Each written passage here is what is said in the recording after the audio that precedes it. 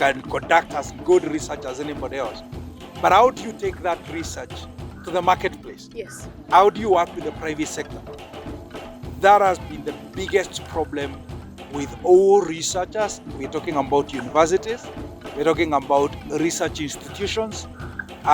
They do not understand how to take the research output to the marketplace, whether to government sometimes and also to the businesses. Looking actually at the money which is spent by Gates Foundation, by USAID, by the former British government aid agency, when we looked at the system, we realized only 10% of the total amount of money allocated for Africa comes to Africa. This world sometimes does not require knowledge, but sometimes doors needs to be opened by even a title.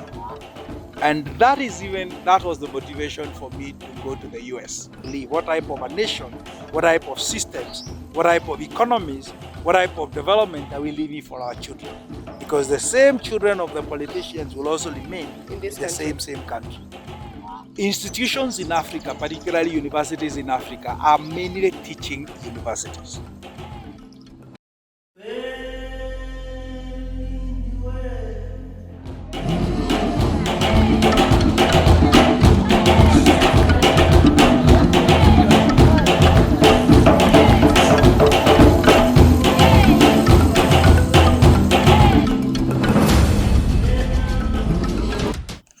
Welcome to another episode of Development Perspectives Africa. My name is Fiona Imbali. Today we are honored to have Dr. Julius Kirimi Sindi, a very well-known top scientist in this country who has done well and worked with global organizations both in the country and in the US and in the world generally. And we'll be really happy to speak to him today about research in Africa, what needs to be done with the institutions in our country and in Africa generally, and how we need to properly plan for our research funds to be able to make headway in the developed world. Thank you. Thank you so much. Please introduce yourself. Yes, as you have said, my name is Cindy. I've done a lot of work. And I will say, first of all, I started working after my graduate school.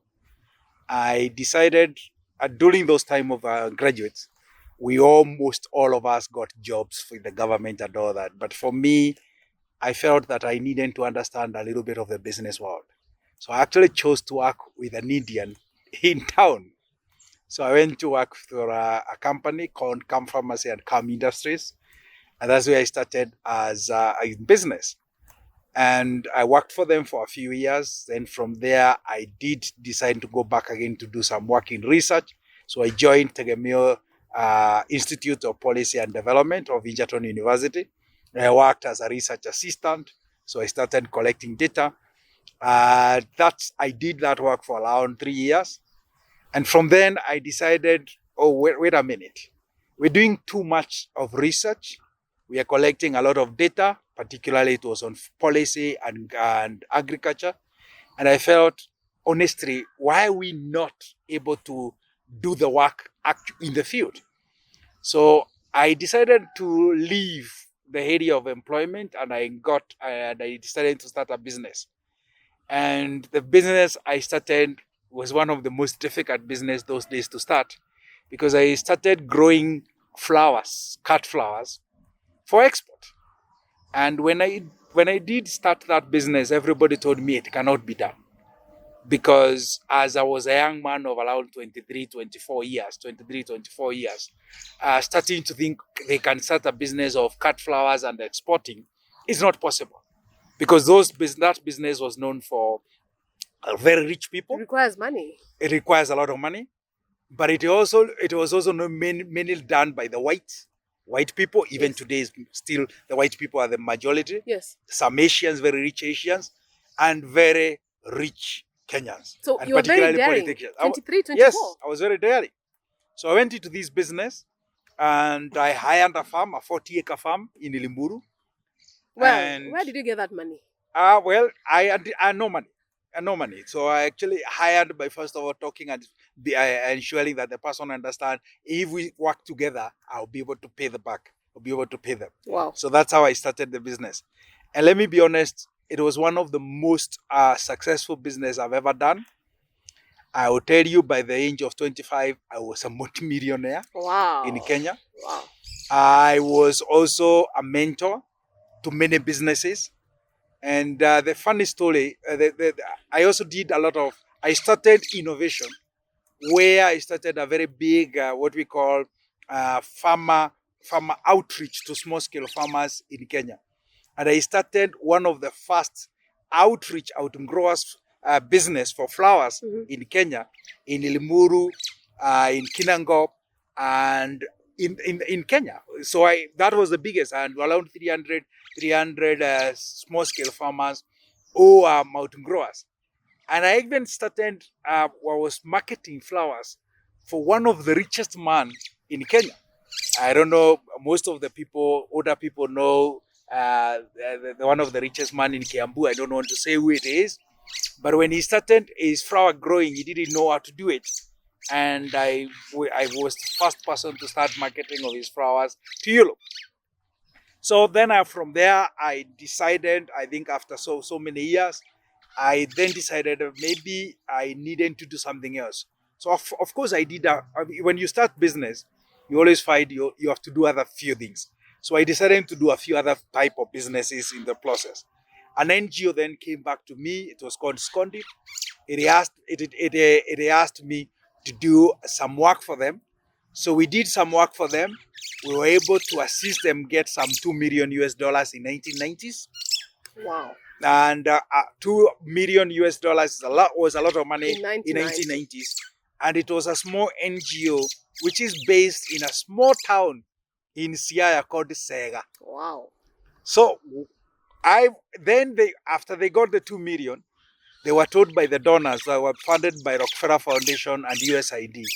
And they were told, look, you don't really have the capacity to do this, to manage $2 million US. And particularly, they were doing some level of business, impact investing. Some impact investing. That before impact investing was ever called impact investing. Yes. So they came to me and asked me to join them. And I of course, refused because I was busy doing my own businesses. Yeah. But after some time, I agreed to work with them. So I actually worked with these NGOs.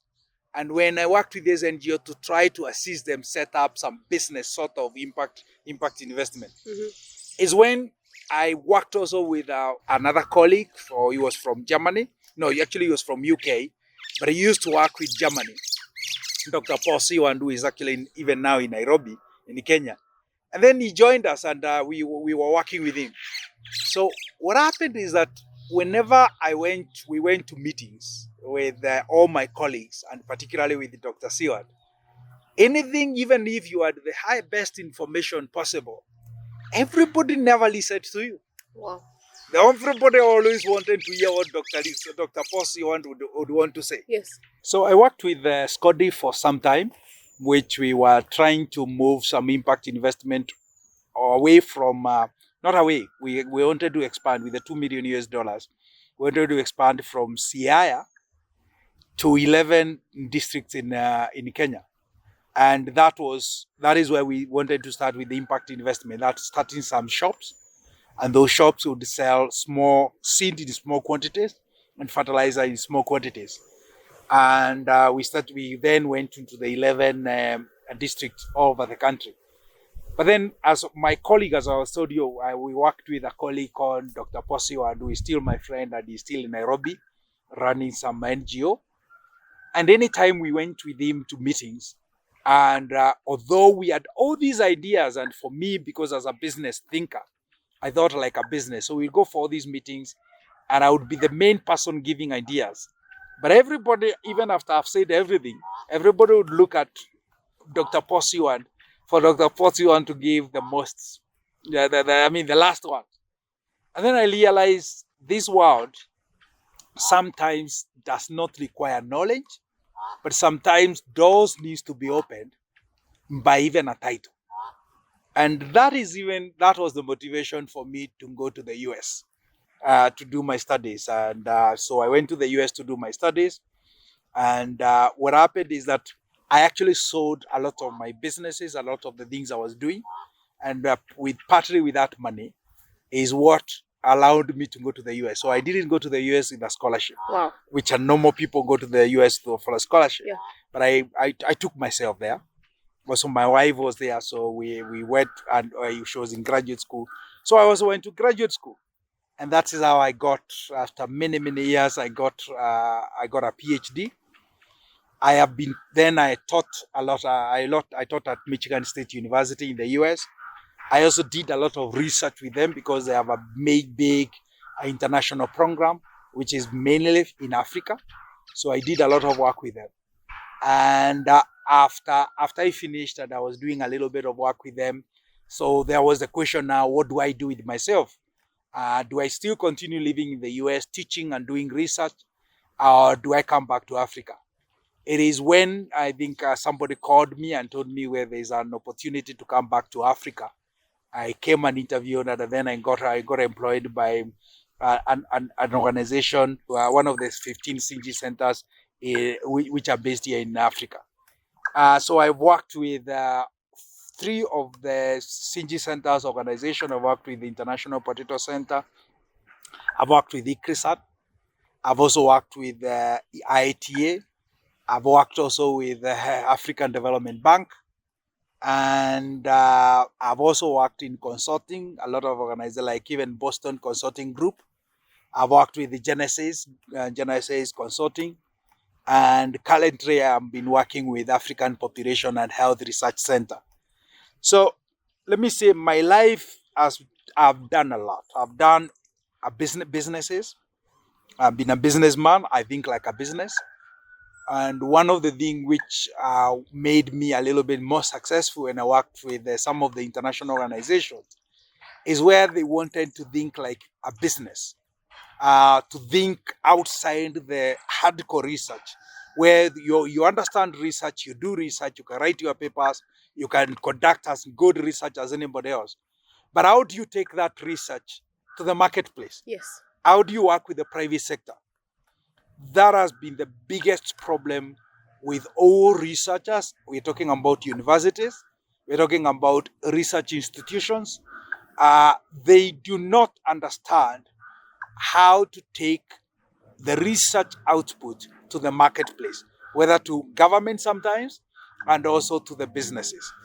And that is where I think I did very well, because some of these organizations I've worked with, they wanted to work collaboratively with the private sector.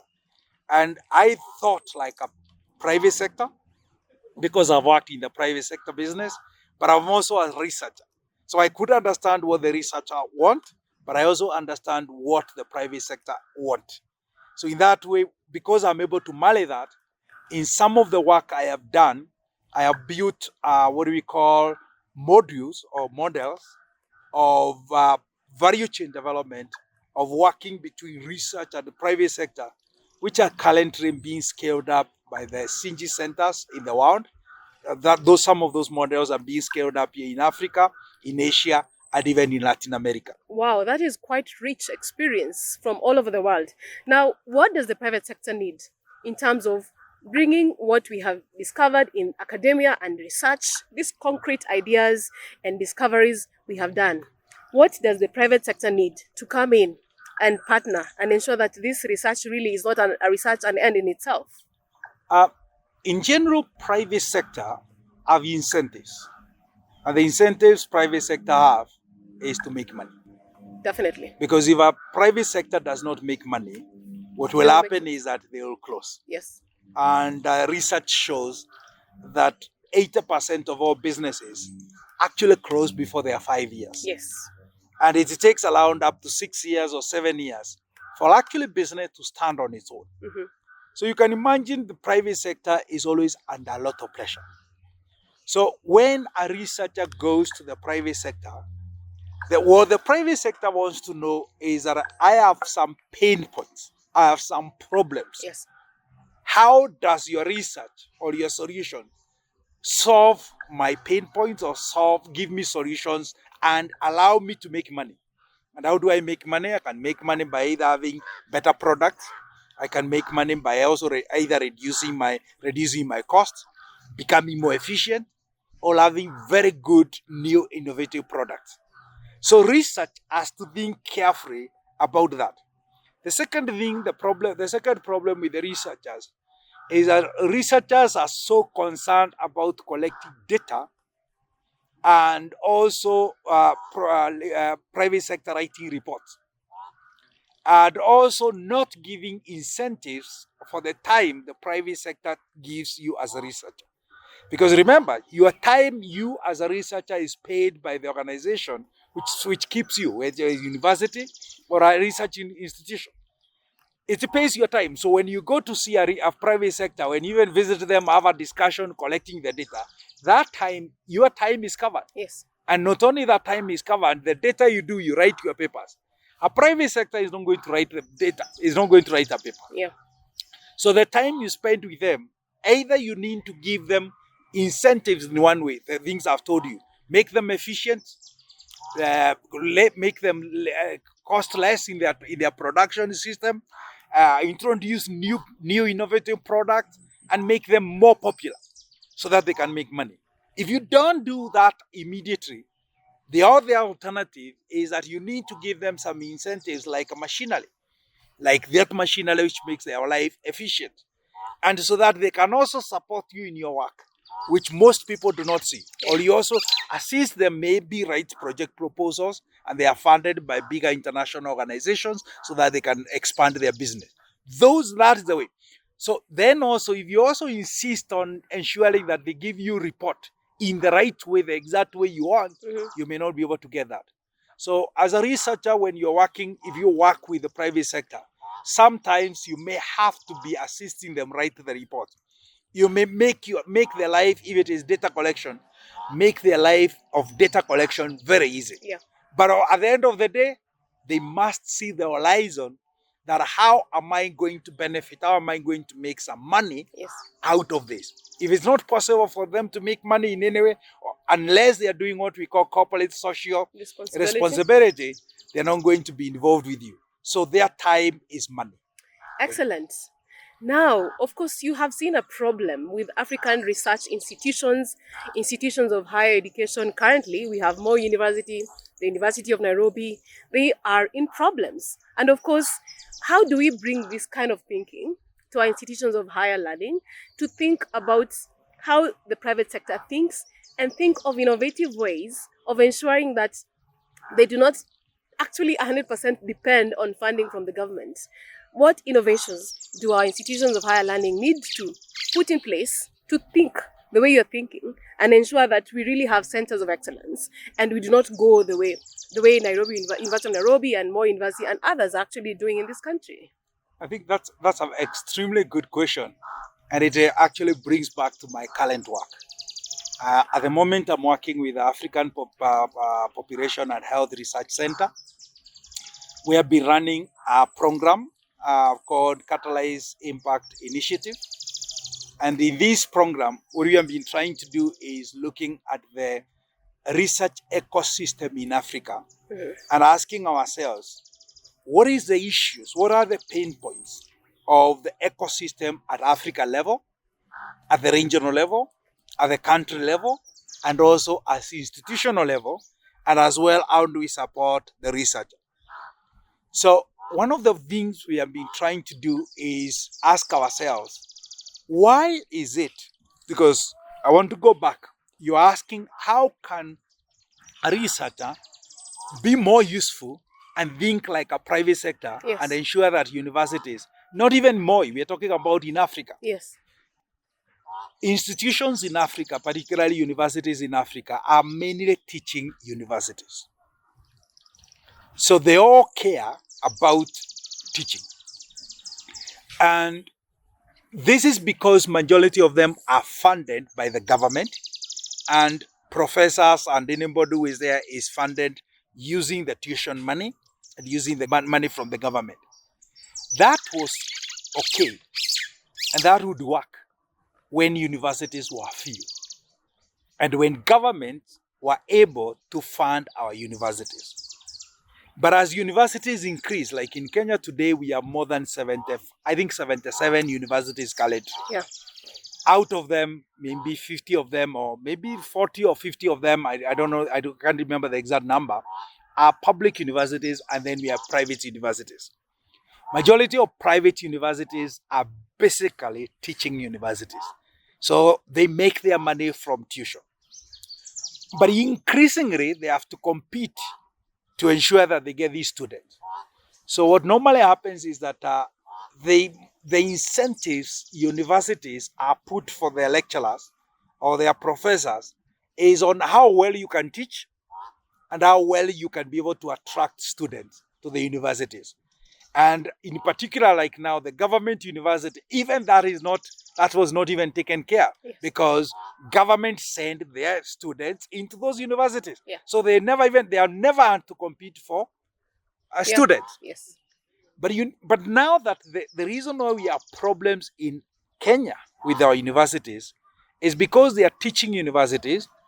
They were getting funded by the government, but the government cannot be able to put all the money it's supposed to put in these universities as they had thought of putting, because government has different competing needs. Yes. But also because us as politicians and policymakers in Africa do not see research, development, and learning as actually a way forward for development. Yes. And industrialization.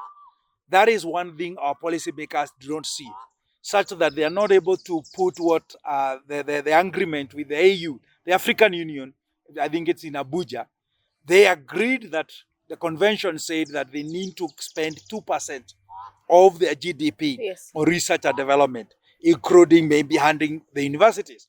Now, majority of the countries in Africa do not even spend more than 0.45% of their GDP on research and development, without talking about universities. So now, if the universities then they have to think differently, and they have to look at research as actually contributing between 30 to sometimes 60% of their revenue, because they have to think like a business. Yes. So if they have to do that, then they have to ensure that they need to attract high quality research into their universities. Unfortunately, they cannot do this because we have a lot of problems with our universities. One, our universities, because they are teaching universities, they do not put a lot of effort on research.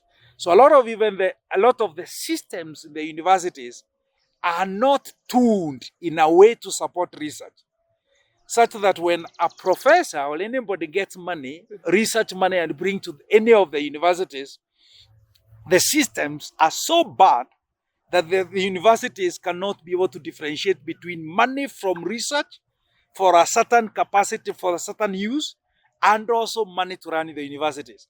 So some of them put it together, and then when a researcher wants to get that money to do anything, they cannot get the money. So what happens is that our researchers still conduct a lot of research, but under consultancies, and they don't do it with universities. So that our universities then are not benefiting from the same people they are employing. Wow. And they are paying. But if their systems were good enough, and they could look at research as a way of bringing money, because there is overhead, and also when you go to the US, particularly in the US or in Europe, every professor is mandated to do some certain amount of research. In fact, in some cases, like where I was, there are even some tenure track university professors who do only research, and their teaching is very minimal, if any. So that means their work is to write proposals, bring money to the universities. Then that is the money which gives scholarship to students like me when I go there. Yes. We are funded by that money. And then also the university run with overhead, because in the US, the overhead could run up to even 40 to 50% of the total amount of research which is given. So in our countries, instead of our universities seeing that, they see the professor, the researchers who have brought money into the university as a problem. And then when they try to get their money to do research, they go to a finance office, and the finance office says, you are bothering me. Or how do you give me something also? Yeah. Facilitate me Quite to sad. Facilitate you. Quite sad. So what we are doing now currently, the movement we have been trying to do is try to change the way the university's management think. That they need now to move away from thinking being a teaching university to research intensive universities for innovation and for impact, to have impact on the geography of the location, whether it is farming, health, or even the private sector, even like businesses. So for that to happen, then they must see research as a way forward. Because without research, it's not possible then for you to have anything to tell the farmer, anything to do on the health care, anything to do on the business. So we have been training them, working with universities. By the way, this is all over Africa, not only in Kenya. So we have done a lot of work in many, many African countries, working with them in workshop and training universities and professors to understand the difference and to change. So actually the work we have been doing, I can say we have been regionalizing the research ecosystem in Africa.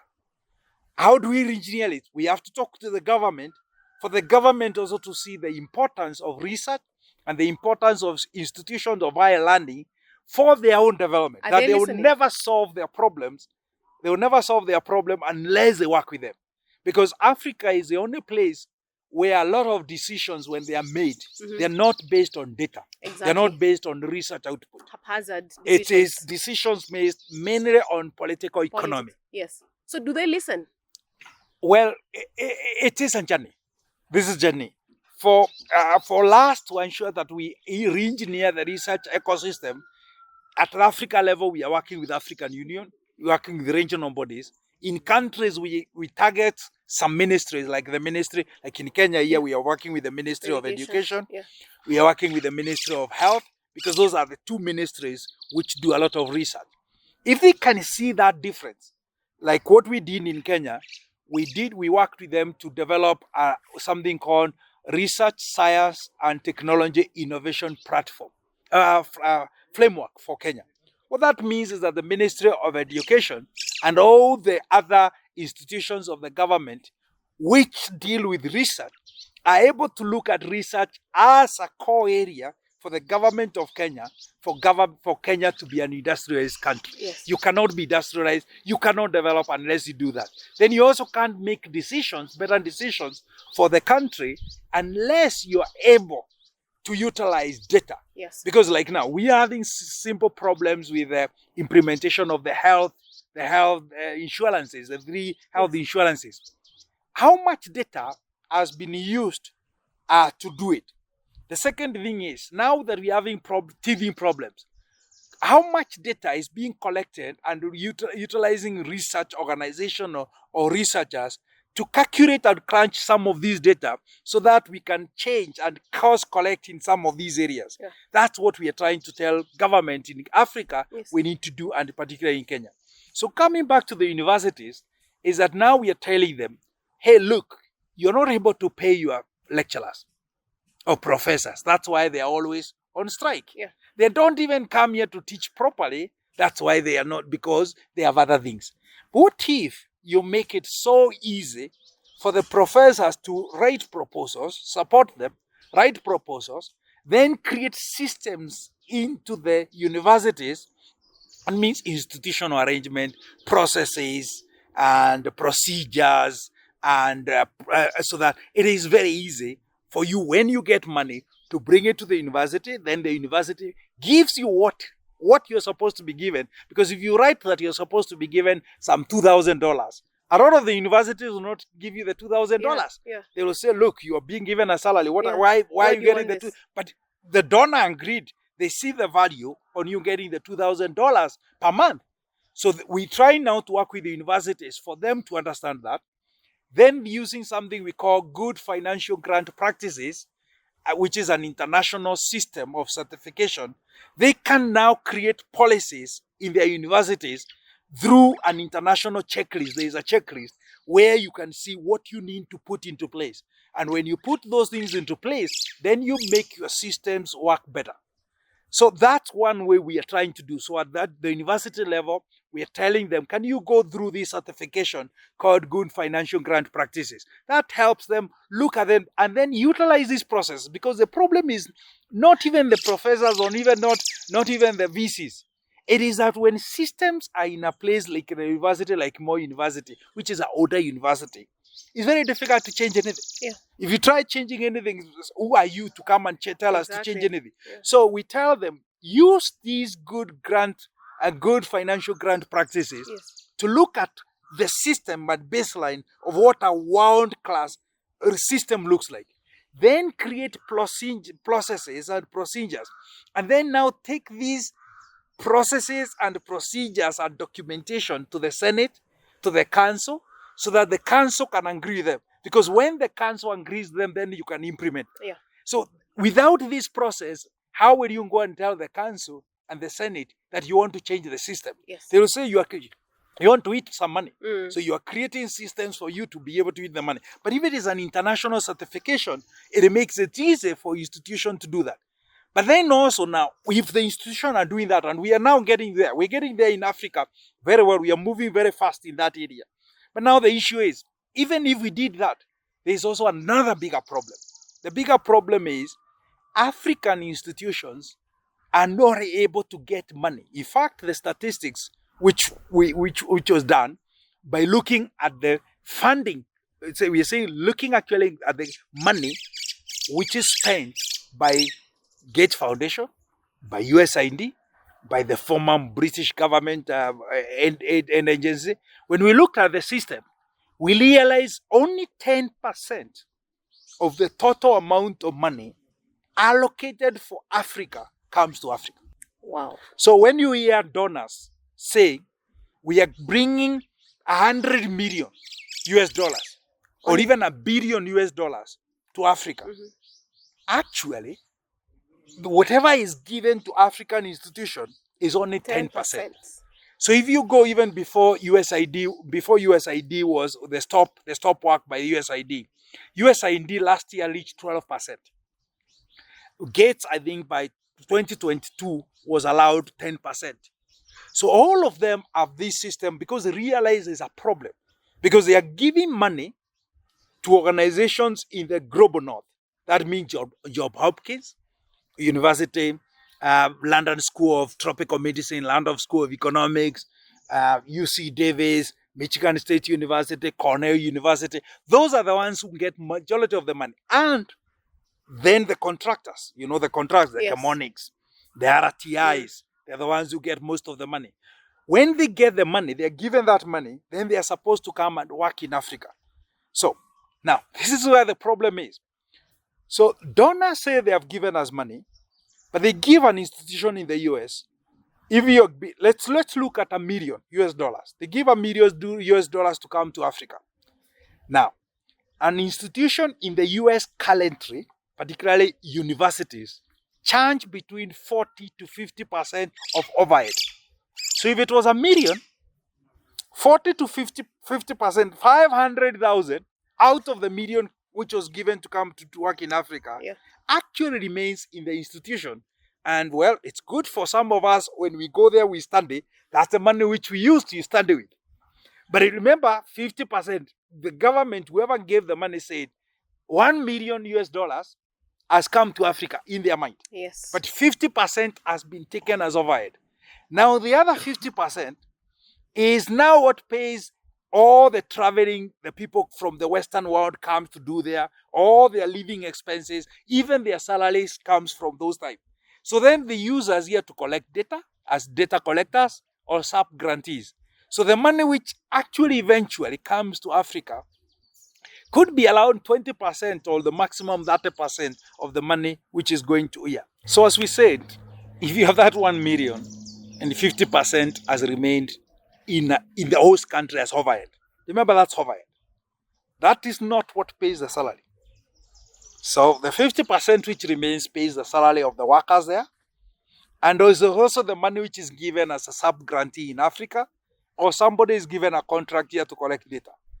So in Africa, we are so happy being collectors of data because we think we have got a project. We also are so happy becoming sub-grantees and getting this money. But imagine, allowed 70% of that amount of money has remained somewhere, is never going to come to Africa. So when you hear our Western countries, our friends in the Western place. They say they have given this amount of money to Africa. Put in your mind that very little of it actually comes to Africa because it's not given to an African institution. So we went to the program officers, because even me, I've been part of, in my previous life, I've also been giving some money. I was getting some money, I wasn't give, so I know the problems. So we went to them and asked them, why do you find it so hard to work with an African institution and give them money? So they said, look, we are risk averse. Remember, I've given some money, and with this money, I have to spend it in 6 months. I have to give what we call high quality grants in 6 months. So how do I identify an African institution or an African individual who can do this, and I'm sure that the money is not going to be lost? Yes. So it's very difficult. One, if you go to the internet, so where do? They go to their friends. They either could use their networks. Maybe some of them have worked in Africa, so they have their own networks. So they go to their networks. So if you have never schooled in the Western world, if you have never been to the US, don't feel bad when you find somebody who was in the US getting the money. It's because of that network part. Yes. Then they also get to their friends and ask them, I need somebody with this capacity, or I need an institution with this capacity. How do I get? Then they are referred. Then also, they also go to places like LinkedIn. You know, most Africans don't go to the social media. They go to places like LinkedIn. They find people according to what they write. They also go to conferences, and they also go to publications. That's how they identify an individual or an institution to work with. So now that's where the problem comes in. If they have to look for international publications, remember, Africans in most cases don't publish internationally. Yes. They publish locally. Yes. And these journals are not indexed outside. In fact, our research has shown that in Google Scholar, only 30% of African journals are in Google Scholar. Wow. In places like Scopus, it's only 7%. Wow. So when you yourself, you're doing some work and you're doing some literature review, when you quote and do some citations, you are leaving 90% of the citations from Africa are never cited because they are nowhere. Now, so we have also to work with, now that's how we have to work with universities, for universities to get this certification, for them to look credible. Because unless they are credible, then nobody in the Western world is going to trust that they are going to spend money. And because if you try Googling any university in Africa or even in Kenya, try to even find what they know, what they have, what their capacity. They don't. So we are now doing, that's what we are doing. We're doing some multiple areas of doing that. So we train universities and we work with leaders, because the problem is actually leaders.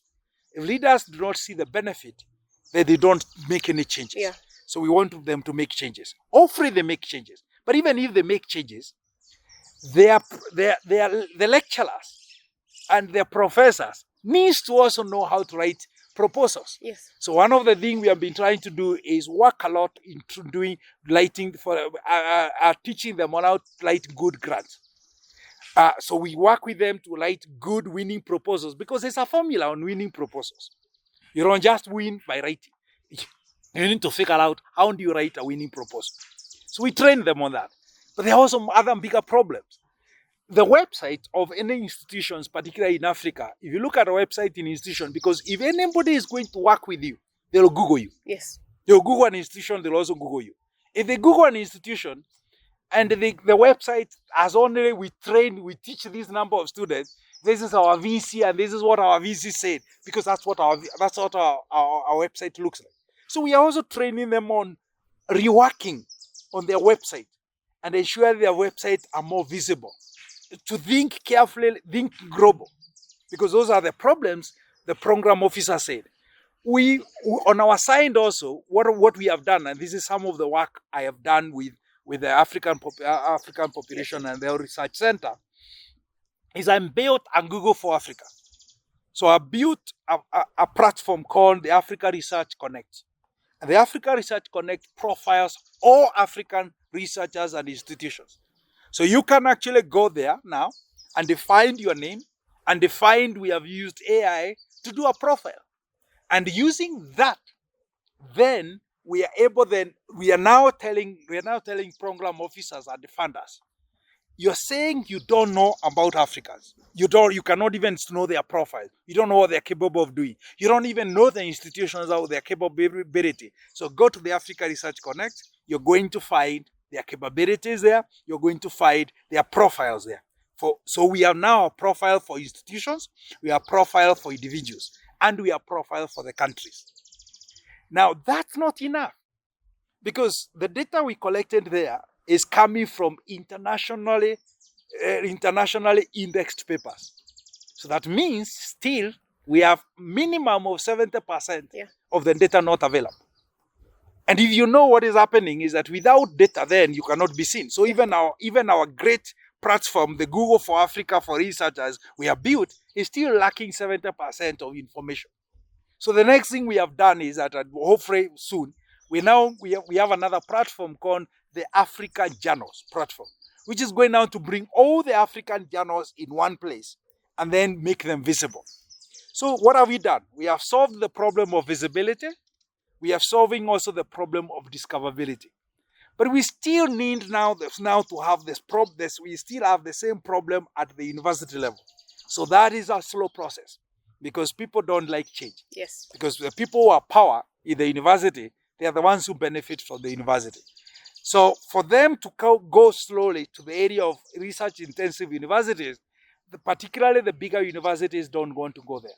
So what we have found, and that is now the whole of Africa in the countries we have been working in, the countries which are moving faster to be research-focused universities are the small universities. The smaller universities and also private universities. Those are the ones who are very receptive in going there.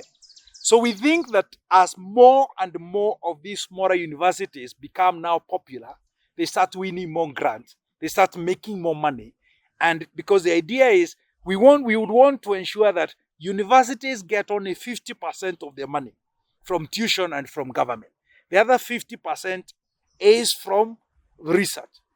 But we also have a problem. In January, Trump decided that he wants to stop one of the biggest organization, donor organization, called agency, the USAID was stopped. Yes. And that's not the problem alone. Immediately, what America does affects everybody. So immediately it was stopped. Now in the global economy, in the global space of research and development, we have a hole of $70 billion per year. That's huge. And even Gates and Nova Nordisk, or the rest of them, Mastercard Foundation, Ford Foundation, Rockefeller, will not be able to fill that gap. Yeah.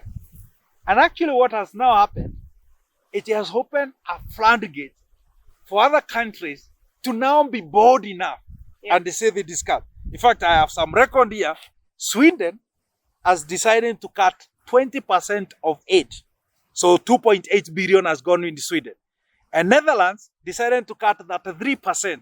That is 1.9 billion went. Germany decided to cut 1 billion euros.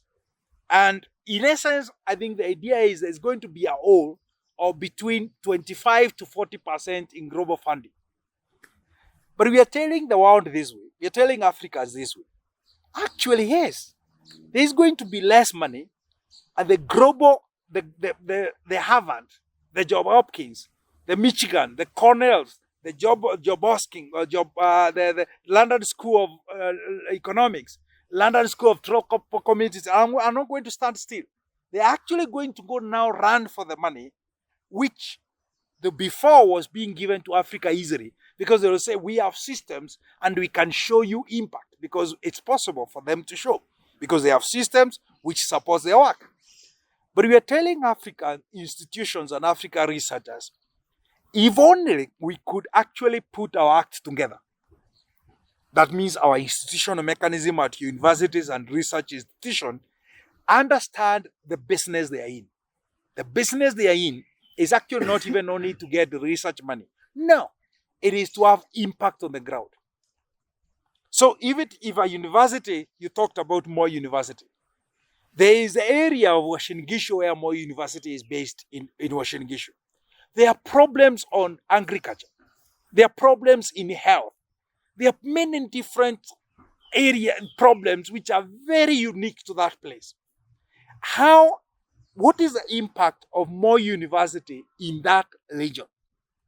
What is the way more university and the other university in Uasin Gishu, are they working with Uasin Gishu County to understand? Because county is led by politicians. Policymakers, majority of them, even when they are technical people, they'll always follow the politics. Yeah. Because they need to be elected in the next 4 years. So you need them to go and work with the government in that place, the Uasin Gishu government, and the local people to have an impact. Because if you can show that you can have an impact on the local geography, that means if it is a locality, the geography, the local government, that you can work with them to have a bigger impact for them in the way they spend money, in their programming, and everything. And also in the private sector, you can also go to the farmers, have an impact on education, have an impact on health, have an impact on food systems. Then you can now compete with Johns Hopkins. You can compete with Cornell. Well. You can compete with the London School of Economics. Because when they come here and they say, you can now go to the donors and they say, look, this is our impact. Yep. With the little you give us, this is a big impact because we understand the geography, we understand the socio-economic status, we understand the socio-political issues which are in that place, and we can make a bigger impact than anybody else who flies by night and they comes here and they say they are doing the work. So we have a selling point. That is, we can make an impact because we understand the geography, we understand the local condition. We are also cheaper to run.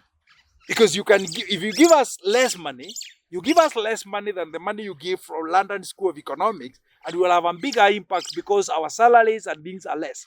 So these are all these things you can do. So we show that, and also the donor. I've showed you. Currently, all the donors have been talking about localization. In fact, you have heard of localization. There's a lot of localization. Now you actually give them a way out to go back to their government, because some of them are government, and then they go back to their government and, hey, look, you gave us money, here's what we have been able to do, and we have localized to 50%. So we are telling Africans, if we put our house together and be able to do this, first of all, we have systems in place, we communicate effectively in terms of our website, then we also can have an impact on our local geography.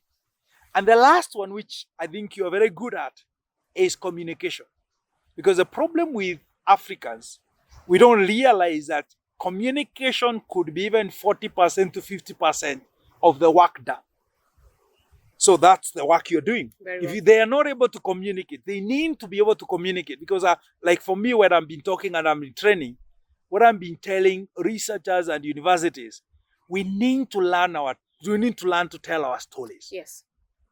And until the hunted tells their story, the story which is known is for the hunter. So the people in the Western world, because they know how to communicate and tell their story very well, excellent. That is the only story which is known. And they're the ones which are known. But how can we turn this on its head? And we learn also how to tell our story much better. Because stories, funders don't give money for anything. They actually earn money for the stories, for that impact. And if you can be able to communicate those stories, human stories, if you're able to tell those human stories, then you're able to win grants and you can show impact. That is actually the direction we are going. And maybe I don't know whether now to go back to how does then our universities learn to work with the private sector? It goes back to the same thing. Yeah. If a university is not doing research, then it has nothing to offer. It has nothing to offer to the government in terms of policymakers. It has nothing to offer to the private sector. It has nothing to offer to systems like health, agriculture, food system, or anything else. So the first place we need to start with is we need to start with research. We need to conduct research. And research which are topical. And the question is, how do we do that? We also have to ensure that our research, when we formulate our research questions and our research, we also have to work with the policymakers and with the people it is going to have an impact. so that we actually answer the questions which they have a problem with. Because the problem at the moment is that we think we have questions and we go out there and research, and when we come back, we tell the policymaker, or we tell the farmer, or we tell the doctor at the hospital, and then the doctor or the policymaker says, "Who told you this was my problem?" Yes, it could be a problem, but this is not my main problem. My main point or my pain point is this, and you realize then they don't listen to you. And then the second thing, they also tell us as researchers, we stay in the ivory towers, because the moment we don't involve them. So the only way now to make an impact, and in fact, research is so dummy. The research shows that, particularly in the global health, it takes 17 years for any research output to be put into policy. So by the time that research output is put into policy, now the issues have changed. So we need now to move these 17 years to 3 years, to 2 years, to 1 year. And that's why we need to carry along the researchers with us, the policymakers, the beneficiaries, the so-called beneficiaries, which is not necessarily a very good one.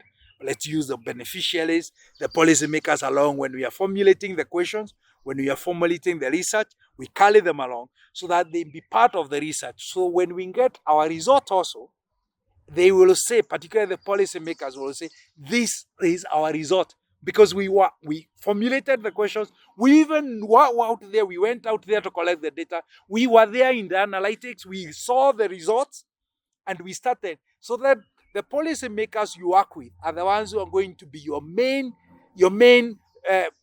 proponent back to the politicians. Yes. The problem is we've had in Africa a lot compared to the northern countries, working in silos. Of course, the politicians, the policymakers, the academicians, the private sector, it's like everyone is working in their own space and not coming together to work, like you're saying, formulating those smart questions to really solve what issues we have in our communities. How do we get these people to work together? So, thank you. That's a very good observation. I've always said,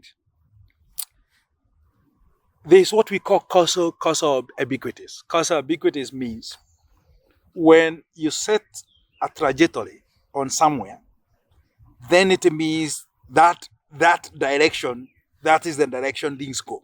So it's very difficult to move things away from that direction. Systems in Africa is as a result of some historical issues. Very well said. Because systems, the current systems we have, like now let's look at agriculture. Very critical things about agriculture. In Kenya and in many African countries, agriculture, we have researchers. Researchers are where? In the universities. We have a lot of people in the universities who are churning out professors, masters, and bachelor's degree on various areas of agriculture. These are students who have to do research to go out. And even the professors, for them to get professors, they do a lot of research. But they have no connection with the extension service in the same country. And the extension service, the moment an extension service leaves the university and they become an extension service person, they don't have any connection with the university. And then, like in Kenya, it's even worse. We have universities which do research. We have Caro, which is supposed to do a lot of research, even develop products. Then those products which are developed in the universities and the Caro research stations are supposed to go to farmers. And the people who are supposed to take to the farmers are the extension workers. And the extension workers are government employees who do not have any connection with Caro, and they do not have any connection with the universities. And now Kenya is even worse. Because we have agriculture at the national level, at Kirimo House and all of that, who make policies for agriculture in Kenya. But agriculture is devolved. It is the people who really make impact on the ground at the county level. So we have now 4 disconnect. We have universities completely disconnected from Caro, completely disconnected from Kirimo, which is national agriculture, and completely disconnected from the extension people at the county, and completely also disconnected from the private sector. So it is the way systems were created. We just need to ask ourselves, what can work for us as Africans? So we have to find a way of universities communicating and being directly involved with the research effort at Caro for development of new products, like new varieties, because that's what Caro does. When they produce the new varieties, those varieties are supposed to go to farmers, so through the extension service. So we need Caro, we need universities, and we need the private sector and also the national government and the county government to have a system where everybody has what we call an incentives. And human beings follow incentives. A lot. So if there is no incentive for me as a professor to work with an extension service, why do I work with an extension service? So what we need to do is we need every professor in an area which has anything to do with the private sector, with the community, with anything, must have every year a percentage of their time allocated for that. If it is agriculture, they must be allocated to either Caro or to the extension with the community. Yeah. And that must be part of the things which they are evaluated for at the end of the year. If we don't put that, then we'll never. Then also governments, including the universities, must put some finances which is allocated for that extension, either to the private sector, if it is a university which does innovations, if it is engineering, they have to have an impact with the engineering out there, and they have to have. If they do not have in every year, then they have evaluation needs to show that they never did that, and then there are consequences for that. But at the moment, because the system is completely disjointed and there's no incentives to do that, it will never work. Exactly. But we need to now develop our own. 50 years, Africa is 50, 60, 70 years old since independence. Yes. We need now to create our systems which work. Very well said. Actually, it's quite sad because some of the top universities in this country, we have Moi, we have the University of Nairobi. Of course, we need to be competing with the University of Cape Town and Pretoria and other world-class universities, but we are going down. Yet, this is one of the countries that is seen as having quite intelligent intellectuals and having produced quite very well thought out papers, but still, like you're saying, research uptake strategies. How do we ensure that all this really it goes down to affecting the communities that we work in and not just doing research for research sake? Now, of course, you've spoken about the USAID and of course the shifting of the funding now that the northern countries are reducing the aid to African countries. So with the rise of the South to South funding from nations such as India, South Africa, Brazil, which is noteworthy, what steps should researchers in the global South take to better access this funding and emerging funding sources? I think that's a very hard question, and let me tell you why it's hard. I know there is the thinking about the South-South funding, but the South-South funding, the level and the type of the way they collaborate with us is very different. Brazil has one of the best research system for agriculture. It's called Embrapa. It's created by a group called Embrapa, and it has made immense progress in Brazil. A lot of innovation. But when they collaborate with us, they don't collaborate with us the way USAID or the way the Americans or the Swedish or the Canadian collaborate with us. Canadian will give us funds. Brazil will not give us funds. So what they are going to do, their model, is that they will say, we have very good systems. Can we come and we train you? So they either want to come here or you go there and you're trained. South Africa is the only country in Africa which spent 2% of their GDP on research and development. And that's why now when you look at the research output, including patents, the highest number is from South Africa.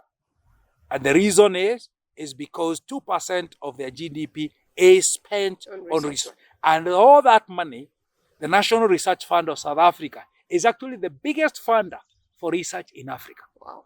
But they only fund South Africa. There is some incentives put on it. So the only way we can do is that we can collaborate. That's how we can't beat Cape Town. Cape Town consistently has been the top university in Africa for many, many years. And it's because they have that type of funding. So what we need to do, we can talk about China. China will never give us the money the way the countries in the Western countries are giving. They will also train us. They will bring their experts here. But the reality of them giving us money, we need to recalibrate. That's not the way. But that doesn't mean we can't benefit, because how did China itself develop? How did Japan develop? What Japan did, in fact, what people don't realize, that no country developed on its own. What Japan did in the 1970s, after the Second World War, they actually sent people to the US. Of course, there was the Marshall Plan, which rebuilt Japan, which rebuilt Europe. But one of the things they did, they sent people to the UK and to the US. And these people went and they literally copied technologies. And they went to Japan. And then now what Japan is very good at is they pick other people's technologies, but then they perfect them and they become better than whoever did them. That's what Japan did, and that's why Japan has been selling all the consumer electronics and all that. China has done it in our lifetime, me and you in our lifetime, 30 years. 30 years ago, China was a poor country. What did they do? They copied. Everybody knew anything which is fake is done in China. And that's all they did. But as they did the fake, they also asked the Americans, the Western world, come and invest in our country and train us so that they can do what we call technology transfer. So they have a foresight. They stole technologies, which everybody needs to steal. Then the next thing they did, they asked for technology transfer.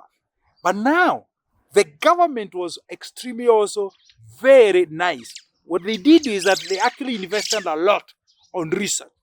I can give you a question in point. You don't see a development in a country which is just by fluke. Give you a case in point. Last year, China was the highest producer of electric cars in the world. And actually by last year, they were the highest sellers, exporters of cars in the world. They took over from Japan.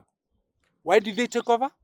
Because 10 years ago, this 10-year story, 10 years ago, China sat down and they had asked Americans, come and produce cars in China and do some technology transfer. They had asked the Germans, bring your cars, make them here, we are the market, we are the biggest market. So everybody did that.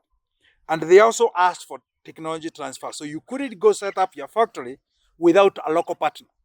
So you had to have a local partner and do some technology transfer. But then after they analyzed, they realized that the German cars were so good. There was no way with an internal combustion engine that they are going to beat the Germans. At their skills, they aren't going to beat the Germans. So 10 years ago, China said, you will never beat these people with an internal combustion engine. So we are going now to pivot and go to electric cars. So the Chinese invested. Actually, the government not only invested in research and development in industries, they invested in universities, and then they invested now on policy. Put a subsidy on all electric cars. In places like Beijing, a city like Beijing, which had a lot of smoke, a lot of problem pollution, they actually made it so difficult for you to register a IC car, internal combustion engine car, and then they gave a subsidy on the electric cars, and they even decided for all internal combustion engine cars, you can only enter the city with that car on alternate days. So it made it so difficult for anybody to buy an internal combustion engine. So that means a lot of the people found, even though they loved the other cars, they could go into this car. Because every industry, for it to develop, it needs a market. So the Chinese government, through policy, developed a market for internal combustion, for electric cars. Now what has happened? They have caught up with the world in terms of cars. And their cars are as good, if not better, than a lot of the cars from the other part. In fact, when it comes to electric cars, currently some of the best cars are from China. So it's not by fluke. Most people think Chinese are good. No, it is policy. You have to think 10 years in advance, 15 years in advance, 20 years in advance. Our problem in Africa, I think everything is so political that we don't have the luxury to think 10 years, There's 15 no years, foresight. 20 years in advance. And we don't have leaders who actually can look at and talk about 2030. Very well said. But I will give you a country which has done that. 3 countries have done that. One country is Rwanda. If ever I'm gone to Rwanda, you see how beautiful and clean it is. It is because it has a leader who has not been looking at elections. I'm not saying elections are not good. Kagame can think. In fact, the time when I was there, Kagame was making a plan for 2050. Wow. 2050. When other countries here, we are fighting for 2 years, 3 years for election. Rwanda was not looking at 2030. In fact, the last time I assisted them write anything, it was on a plan of 2050. So, a case in point. 5 years, almost 7, 8 years ago, Rwanda looked at the region and they said, we want to be the center of conferences in Africa. At that particular time, Nairobi was the center of conferences in Africa. Yeah. Rwanda decided, we want to be the center of conferences in Africa. What did they do? They created a body called Rwanda Development Board. Under the Rwanda Development Board, they have Rwanda Conventional Agency. The Rwanda Conventional Agencies actually searches for conferences and markets Rwanda for conferences. And even gives discounts, talks to hotels to give discounts to conferences when they come to Rwanda. Wow. So it's a coherent. And then what they have done in that part of the city, which conference people go, it's immaculate, it's clean, it's the cleanest place. It's the security. You can walk at any time of the day or night. So the security is there. The systems of transportations are extremely good. But this is the government. This is not the private sector. This is the government. Whoever is marketing Rwanda is the government. No wonder they even visit Rwanda. They sponsor a team like Arsenal to visit Rwanda. That's the government. Because it's the government seeing today, almost every week, there is an international meeting going on in Rwanda.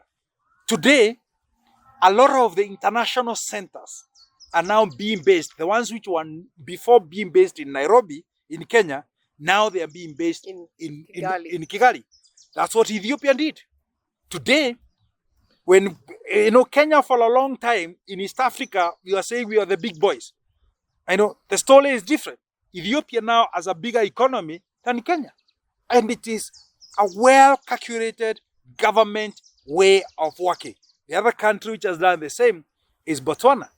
And maybe, of course, we don't want to talk about the northern African countries because they do things a little bit differently.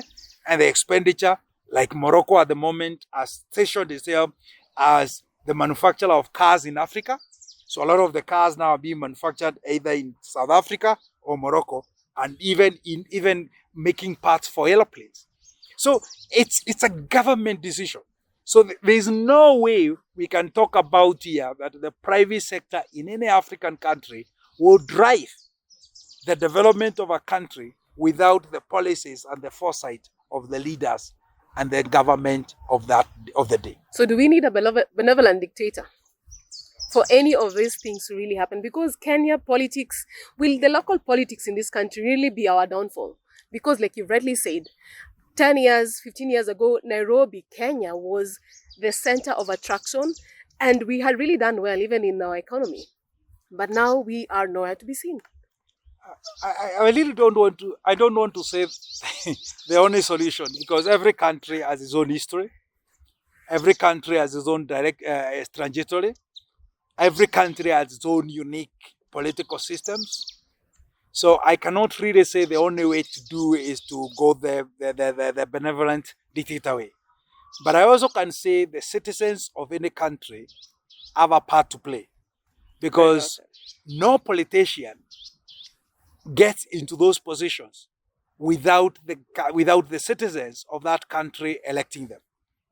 I think the country in Kenya, we need to understand in Kenya, and let me say now Africa, every election, every vote has a consequence. And you can now see very clearly, maybe Kenya is not the only place. Think about when America was electing Trump.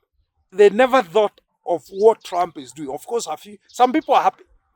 But majority of the people who have never voted for what Trump is doing now, they voted for him thinking he'll do differently. Yeah. But now they are saying, my vote has a consequence. My vote matters. So I think our country also, a country like Kenya or any other African country, needs to know elections matter. The people we elect matter. If we elect the people, and there's a saying which says, a country gets the leaders they deserve. Exactly. Maybe we deserve the leaders we have. Until we wake up and say we don't deserve these leaders, then we'll be content working with them. But hopefully we can work with them, talk to them, and tell them, this country, we are all going to go and leave it. And what type of a country are we going to live? What type of a nation? What type of systems? What type of economies? What type of development are we leaving for our children? Because the same children of the politicians will also remain In this the country. same country. Very well said. Well, you've really given me quite exemplary case studies of what really needs to be done. How can we emulate some of these great things happening in the country, in Africa, and also in other countries, and also in the global north?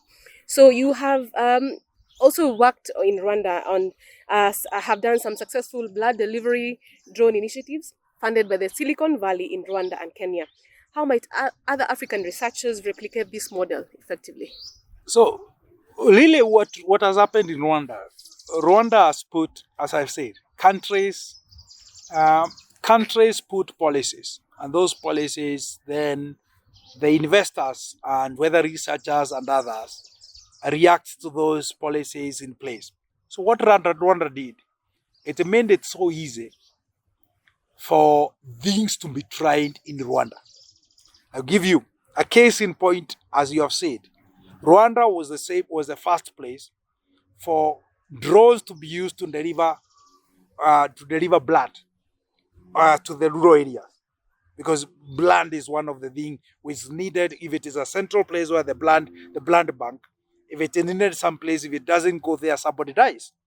So there was a need to do that, and the easiest way is blood is normally sent with an ambulance, which is time consuming, very expensive, and actually it may not even reach on time.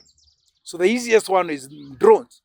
So what the Rwandese government did is that they decided to make it so easy for you to go and test case, to become a test case for new technologies. So that is one of the first technologies was delivery of blood from Kigali to the rural areas, and that has been very successful. Actually, that has been also, it has been copied now in Kenya. Yeah. In Western Kenya now, some deliveries of blood, some deliveries of even HIV medication is being done now using the same technology. But one of the things I'll tell you what makes the same thing I say. I don't want to sound like a broken record. Whereas to repeat the same thing. We as researchers, we as the private citizens, we as the private sector can do as much, but we can't do better. We can't do beyond a certain point until we have policies which support that. I'll give you a case in point. Drones in Kenya is almost criminal to even hold a drone. Yes. Because you need to get a pilot license from the Kenya Aviation Agency. It's absurd. crazy. It's absurd. Drones is a technology which would do a lot of development, a lot of private sector, would do a lot of private sector work in Africa and in Kenya, which could bring a lot of employment. But now that we have made it so impossible for anybody to own a drone in Kenya, for anybody to operate a drone in Kenya, in fact, it's militarized. Now it's actually you need to get approval almost from the military. So it becomes very difficult. Rwanda did differently. They made it easy. So this technology. Now I'll give you a case in point. This week, actually, we are not ready. This week, there was the International AI Conference. The first African AI conference was in Rwanda. It started, I think, on 2nd, then 4th. It ended. By the time it was ending, Bill and Gates Foundation decided to invest 75 million US dollars in Rwanda to set up the AI development center in Africa. Why? Well, it's because their government is able to create systems in place which allows these individuals or these institutions to set up shop much easier in Rwanda. Was it not set up here in Kenya? And if you look at Kenya, Kenya is actually bigger in terms of AI, in terms of startups. It is called the Silicon Savannah. Yes, yet we have not set it up because what did we do? Currently, if you go actually to the internet, you'll find there's a policy. There's a current policy now for the government of Kenya which wants to limit and control the AI technology in Kenya. So instead of actually being the proponent and supporting the developers, supporting the startups in AI, what do? We want to regulate it. And when we start regulating it, that becomes now difficult because most people are not going to be able to afford even doing it. There will be a lot of hoops, a lot of bureaucracies in doing anything. So what happens is, then we cannot even do startups, we cannot do innovations. That is quite, insightful information because like you've said, we do not have governments that really think, have foresight 50 years from now, because in Kenyan politics, it's 10 years. And within the past 2 years, we have already started politicking about the next elections. So how do we move forward and compete with other South Africans and the Rwandans and, ensuring that we have a space and we can actually even speak about these issues, with confidence. It's quite sad, but that's the reality of the matter right now.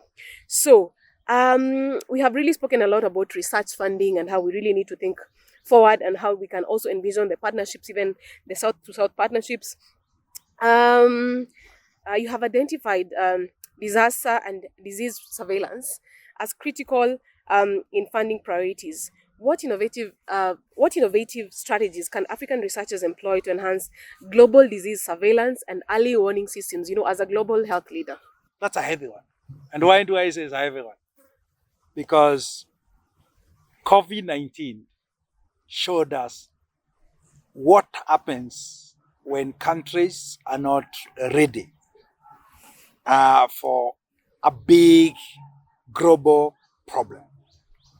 And I think I like Bill Gates. Bill Gates keeps on saying that it's just a matter of time. Another one is going to come.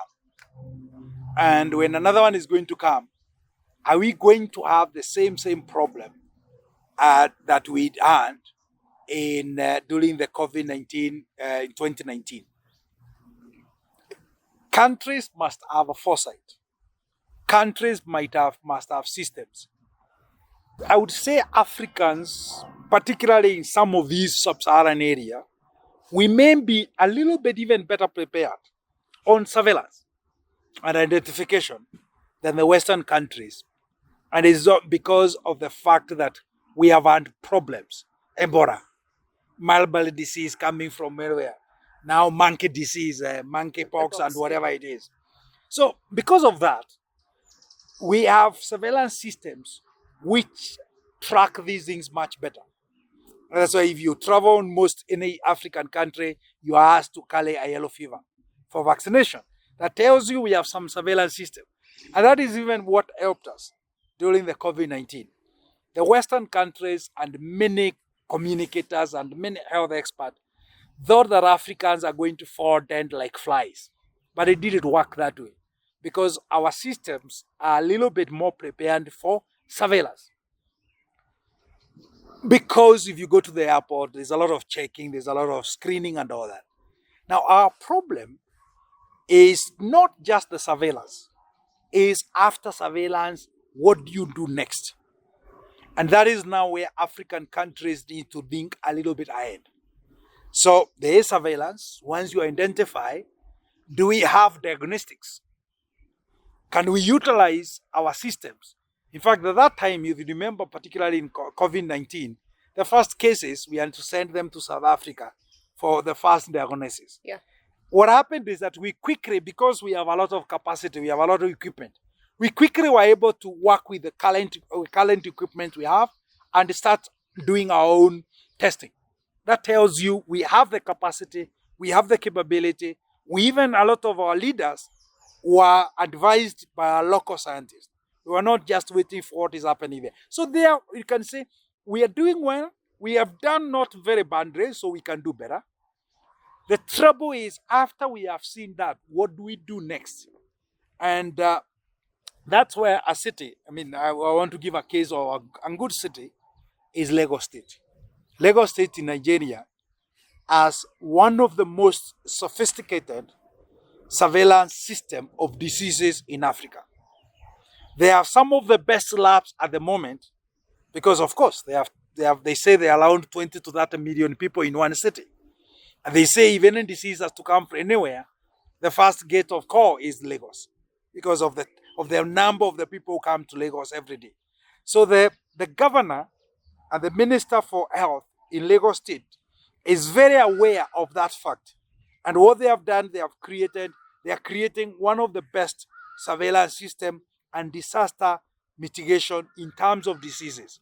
And they are trying to work with the other countries in the whole of Africa to ensure that we are also as efficient in surveillance, catching, diagnosis, and now I think the last problem where we have in Africa is, can we go ahead and move ahead with the type of diagnostics we had tried, the types of equipment? You remember, even we started doing some ventilators locally. Mm-hmm. A lot of equipment, a lot of innovations. Yes. Hospital beds which were being made locally. So that is the type of innovation we need to ask. Has the government of Africa, and let me now use Kenya, has Kenya not forgotten all this innovation?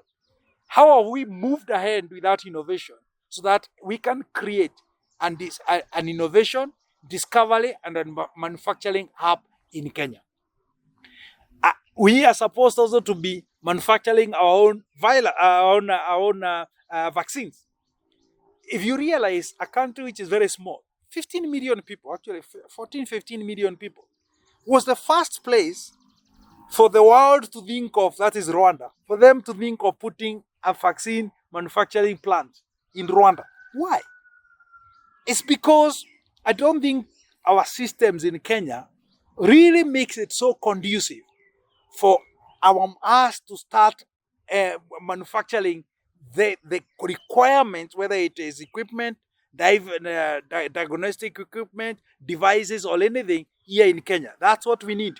Because unless we are able to think of manufacturing our own medicine, what is going to happen is that whenever another disaster is going to happen, we'll go through the same way, where we will be the last people to get either the vaccines, medication, equipment, or utilities, anything. So we need now to think beyond that surveillance. But going ahead, can we have the capability such that we have enough labs and those labs can be retooled to solve a problem we have found? I think that's where the problem. Again, that requires policy. That requires government. That requires thinking of leadership. Without that type of leadership, and maybe I will not say that our leaders in the government are the problem. I'm wondering whether we, the researchers, the people with a lot of information, how much do we communicate with our leaders? And how well do we use the tools they understand well to tell them all this? Because we are here now talking to you, but I'm not sure whether a leader is going to watch something like what you have talked about. Hopefully they will. So we need then to we need to figure a way of communicating in the way they consume information so that they can understand this. Because it is their brothers, sisters, their uncles, their cousins, and what will die. Like now, very simple system, I'll tell you. Don't even go to pandemic. Talk about HIV. 70% of all the HIV treatment in Kenya was funded by USAID. Yes. Now, as if that is not enough, the systems which our community health workers utilize to monitor and to ensure there's compliance with the medication of HIV and the medication of tuberculosis and all these other things were created using funds from USAID. So that means for those systems, so that infrastructure to distribute medication, that infrastructure to communicate and then talk about infection rates and so that we can react was created by USAID. Now, if USAID, if anything goes wrong with that system today, who is going to manage it? Who is going to improve it? Who is going to maintain it? Because systems must be created. So we as a country need to understand there are some things which are called national assets. This is a national asset. Yes, individuals, private sector, foundation, and other government can support us. But we need to hold some of these systems. So you can see we don't even control our infrastructure, the platform, which does all this. So if something goes wrong, what happens? So these are the things I'm talking about. And that is now like what the Lagos State, the governor and the minister for health of Lagos State saw this because he's a medic. He's a professor in medicine. So he looked at it and he said, no, this is not possible. We need to create our own systems. In fact, what we are doing now with them, we are assisting them. We are assisting them on, because they have even now a research unit, which they think they're going to be innovating new things. So we have been assisting them create what we call an innovation desk, IP desk, the property protection desk, where once they create their new technology, they can commercialize this and license to others. This is where a state is thinking. That's the type of a thinking we need to bring in Africa. Dr. Julius Kirimi Yes. Sindi. Why are you not a cabinet secretary? Because nobody knows me. Hopefully after this they'll know you. But thank you. Welcome. This has been excellent. I really have enjoyed, the conversations and looking at what models can we emulate as Africa, as Kenya, to just see that we have foresight about the things that need to happen in our countries and in the continent. And we shall definitely have you back. Thank you. Do you have any final word perhaps you'd like to say before we close today? First of all, to say thank you so much. It costs a lot to do what you're doing. Nobody is paying you. You're not a government employee. You're not paid by the government or the private sector or even the research funds, which I write grants to be funded. They're not even funding you to do this, but you're doing this. So, as I said, the call to action is that let also us learn to tell our stories. Because if we let our stories be told by others, what is going to be told is going to be different from when we tell our stories. So I want to say thank you so much. Could you move ahead and tell as many of these great stories as possible? But also for our governments and the leaders, I think the only thing to say, no nation, no institution, no private sector can go beyond the vision of its leader. So it is our leaders to have the vision, carry us along, create policies which will create us be the next South Korea, be the next Singapore, be the next Israel in terms of technology. Because this is, governments have sat down and they have said, people in government, because government is people, People have sat down in those governments and said, in 20 years, this is where we want to see our government, and we see it. It is great to go to a city like Kigali and see how clean. It is not clean by fluke. Somebody cleans it. Go to Windhoek in Namibia, very clean city. Go to Kalentry in Addis Ababa. You find streets which are, 1 year you go there, you find a street was dirty and looking bad. The next year it looks, in fact, right now in Addis Ababa, the street lights look like your street, the chandeliers at home. If they can do it, we can do it. That's what I want to say. Thank you very much. Really, Dr. Julius Kirimi Sindi, an intellectual par excellence. I don't know why he's not a cabinet secretary, but today we have really learned a lot. We have learned what developed countries really have done and what we need to do in Kenya to ensure we are at par with some of these world-leading academicians, researchers, and also just in policy. So the government of the day really needs to understand the importance of investing in research and ensuring that we have top-level researchers and policymakers really as part and parcel of decision-making in this country. Until next time, goodbye.